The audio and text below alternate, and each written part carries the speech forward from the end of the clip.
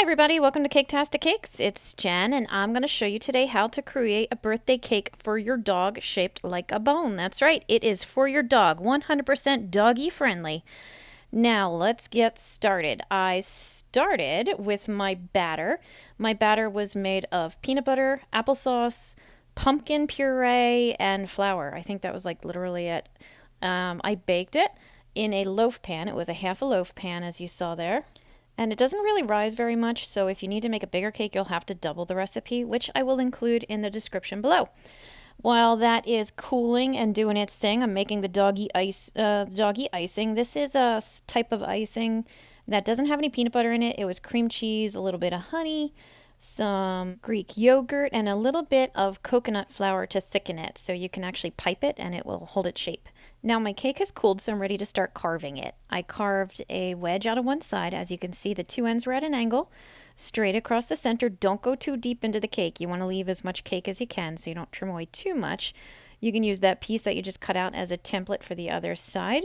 And this works really well if you make a nice cut the first time, and if you don't, then you end up with a wonky cut like I just did there. But that's okay. So we're kind of making like a rough letter I guess you could say. So just as long as you have a straight line down the center on each side and two angled ends on either sides, either ends, it'll be fine. Cut a little triangle out of the center off of each end. And clean up the edges and the corners and make it as even as you can. But there you go, dog bone, right? Not too shabby. I'm going to take some of my icing, put it on the bottom of my dog bone. It's a pretty thick, dense cake, so you can manhandle it really easily. I stuck it on a cake plate, and now I am using more of that same doggy icing to cover the bone. Now, if you were to taste this icing, it's pretty sour, I gotta say. I'm not a fan personally. It's cream cheese and Greek yogurt, so there's not a lot of sweetness going on, but there's a lot of dairy, so dogs still love it. That little tablespoon of honey doesn't really take it very far, but it's for the dog, so it's safe. Okay.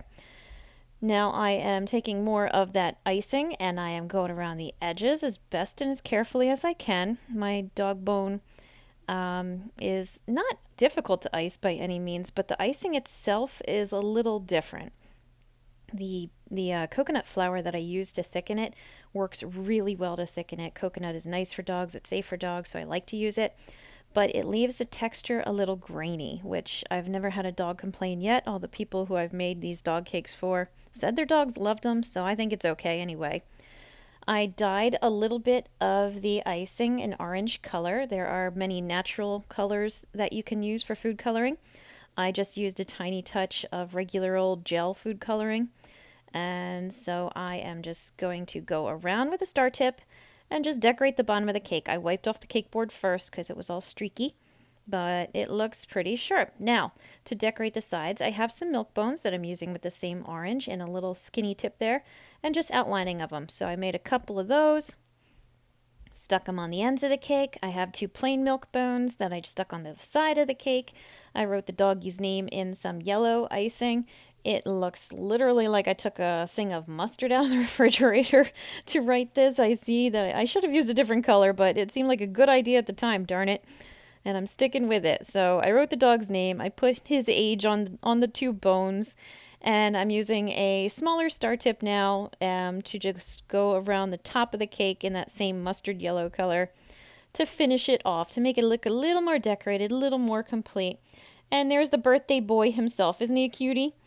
And I was told he loved it, so that's what really matters. So thank you for watching my short little video. Please like and subscribe because it really does help me out. I've got a lot of other videos out there, human as well as dog, so please take a look, see if there's anything else you'd enjoy. And as always, thank you for watching Caketastic Cakes.